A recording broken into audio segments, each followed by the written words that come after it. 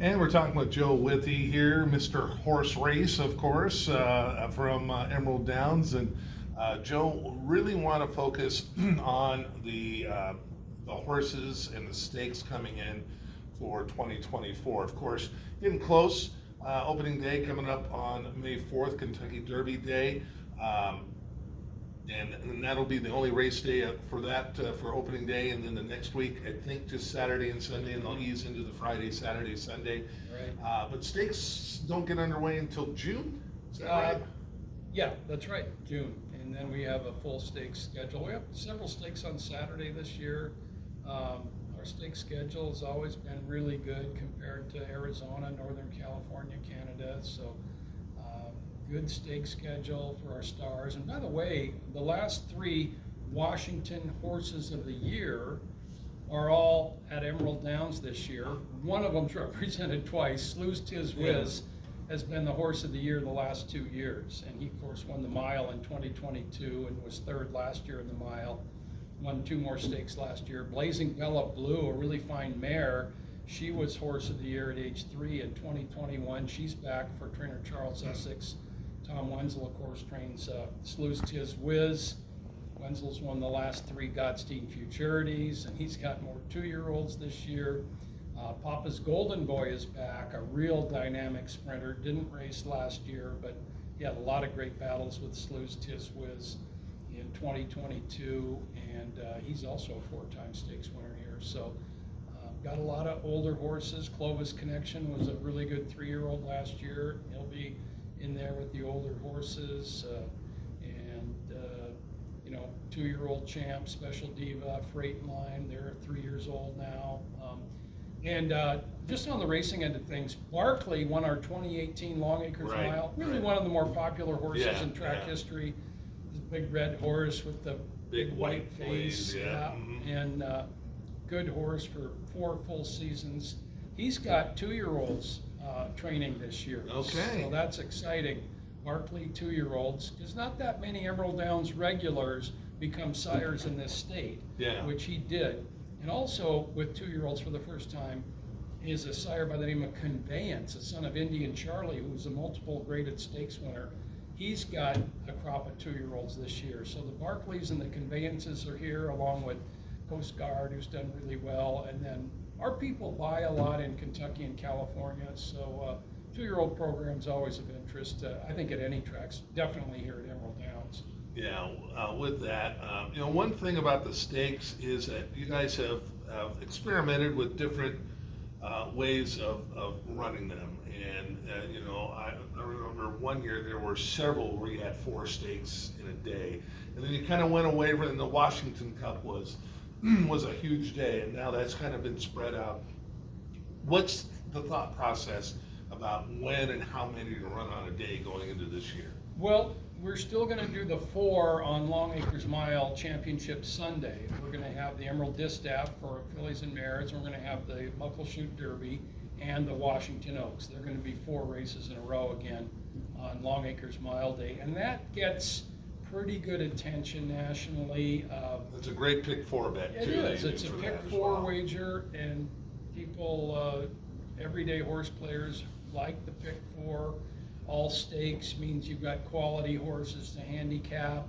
Generally, there's a couple of shippers here and there in those races to make the field sizes a little better. So we're going to do the 4 on Championship Sunday. We're not going to mess around with that. I like to see a stakes race every Sunday if I was making policy instead of double headers, but that Championship Sunday certainly works. I think it's just a little better day when you got a stakes race on a day. I didn't go through the schedule, but just a quick glance through it. Are there some single days of stakes this year? Oh yeah. So I mean that are spreading it out a little bit more than it was a couple of years ago, where it was at least 2 per day. Yeah. So just kind of a change in seeing how things go is. And even a few Saturdays we have stakes races this year. So yeah, the Washington Cup was split up a few years ago. I think there's 4 Washington Cup races now. There used to be 6. So we do that over a couple of weekends, and closing weekend's always big with the Godstein Futurity and the Muckleshoot Tribal Classic. but all the promotional days in between, and 2-year-olds will get out there probably early June, and yeah, that again, all the 2-year-olds are unbeaten right now. Everybody's optimistic out there for morning training. Exactly. Now coming back in the last year, the jockeys room was one of the strongest at Emerald in quite some time. I've done a quick preliminary review with some of them, and been told that Alex Cruz, of course, will be back shooting for number 5 in a row. Yes. Right? He's got 4 straight jockey riding championships. Kevin Radke has been toying with, do I retire? Do I go into something else? But it sounds like Kevin's going to come back to ride instead. Amador, Silvio Amador is going to come back. He's been riding in Northern. He went down to try Southern California. He's been at Northern California for the most part. I think Luis Negron probably is going to come back. I haven't heard back from him yet.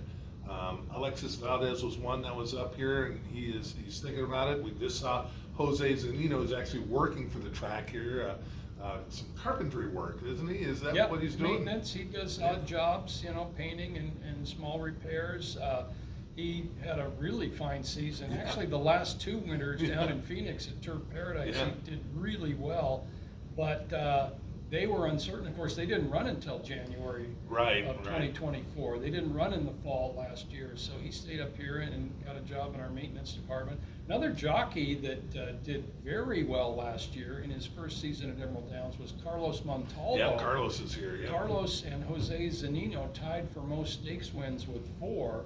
And Carlos, I think he had his 4 wins in only 9 mounts. He got in the Tom Wenzel barn early, rode Aloha Breeze, and also rode Tizamacho Girl, and won the Gottstein on closing day on minor leagues. So. And he's already here. He's here. He came up early. Yep. And he didn't come up so early last year, but really, he knows how to approach people. He's a veteran rider with over 1,300 wins in North America. And I think his purse count is around 35 million, something like that for his career. That's a good chunk of winnings. Yeah, and he proved that right away when you come in cold, and especially as you mentioned, Alexis Valdez, Luis Negron, Silvio Amador, they were all new last year. Yeah. And to come in with those guys and with your established riders and do what he did, he liked it here. And again, those jockeys, it was hard not to feel like a star at Emerald Downs because you got a lot of people at the track, especially on a nice weekend. They really liked the atmosphere. I still remember there was only 4 horses in the opener last year. There was a late scratch, or maybe even 2 late scratches, and 3 of the 4 jockeys were new here. And when they came around, I think it was Luis Negron. He goes, "I didn't know what that noise was." And it was the crowd cheering, and you could just see how exciting from an athletic. Of course, they're going to go and ride, and they're riding for purse. Riding for they're professional athletes with no contracts. They got to go out and win their stuff. But when you add that excitement to it, that just brings it to another level, and I think they all really appreciated riding in front of the crowd here. No question about it. So many people can wager legally on their phone at any track in North America, including Emerald Downs, and that's the bulk of our wagers. But we get people at the track, and you can of course watch the race live on your phone as well when you bet. But we just are an outdoor option here in the Pacific Northwest in Western Washington. We're a really good outdoor option. And again, people like to get outside when the weather gets good. You feel like you accomplished something instead of, the winter months get a little dark and rainy. I say this all the time. Emerald Downs has already done the hard part. We've got to get the rest of it rolling as good as the hard part. Again, the change in the sport overall is, as we can see with Golden Gate closing, the issues down in Northern California and what they're trying to figure it out. Turf Paradise is year to year at best right now. Is that a fair thing to say? Exhibition Park has struggled a little bit, but I think they're okay. They're running this year. But this can really be a really special place, and again, one one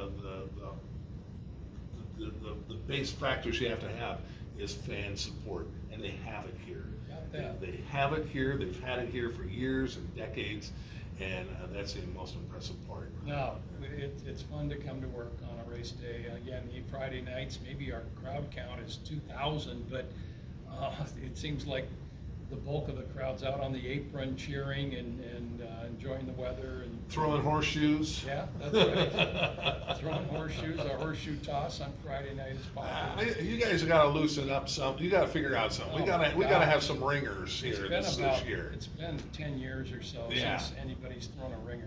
Let's have a couple of throws or something here. I'm always So- kicking the fault scratch line up closer to the stake. Gary puts it 40 feet away. It's official. No, it's too far. I kick it forward. We gotta Still get hasn't worked. We gotta get a ringer here this year. I mean, or something along those lines. Yeah. Joe, hey, I appreciate it. Getting excited. We'll talk more. We got a lot of familiar trainer names and some new ones. We got some younger folks coming up who made a big impact, and maybe we'll talk about them at another time. But appreciate you dropping in, and we'll see you. We'll be back with our coverage this year as well at Eli, and we're excited for Excellent. 2024. Okay, thank you.